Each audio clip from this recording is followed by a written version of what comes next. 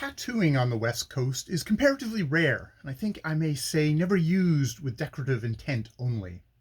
The skin decorations are either paint or cicatrices.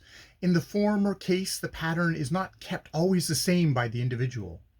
A peculiar form of it you find in the rivers, where a pattern is painted on the skin, and then when the paint is dry, a wash is applied, which makes the unpainted skin rise up between the painted patterns. The cicatrices are sometimes tribal marks, but sometimes decorative. And they are made by cutting the skin and then placing in the wound the fluff of the silk cotton tree. The great point of agreement between all these West African secret societies lies in the method of initiation. The boy, if he belongs to a tribe that goes in for tattooing, is tattooed and is handed over to instructors in society's secrets and formula.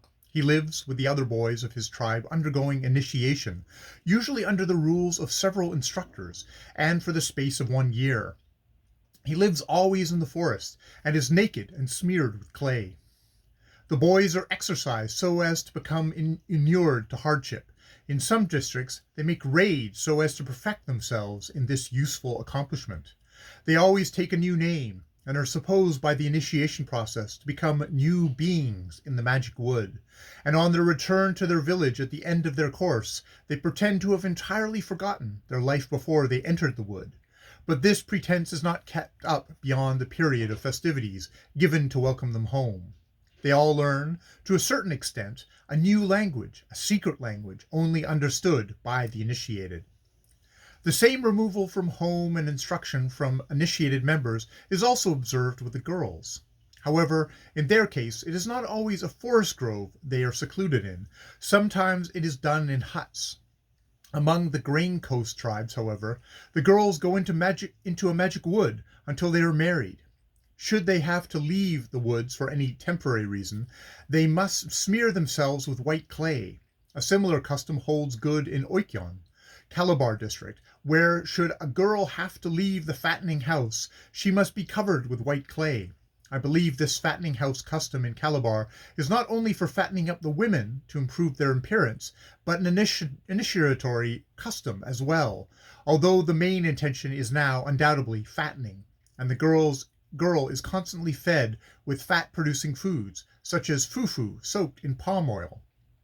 I am told, but I think wrongly, that the white clay with which the Calabar girl is kept covered while in the fattening house, putting on an extra coating of it should she come outside, is to assist in the fattening process by preventing perspiration. The duration of the period of seclusion varies somewhat. San Salvador boys are 6 months in the wood. Cameroon boys are 12 months. In most districts, the girls are betrothed in infancy, and they go into the wood or initiatory hut for a few months before marriage. In this case, the time seems to vary with the circumstances of the individual. Not so with the boys, for whom each tribal society has a duly appointed course, terminating at a duly appointed time. But sometimes, as among some of the Yoruba tribes, the boy has to remain under the rule of the presiding elders of the society, painted white and wearing only a bit of grass cloth, if he wears anything until he has killed a man.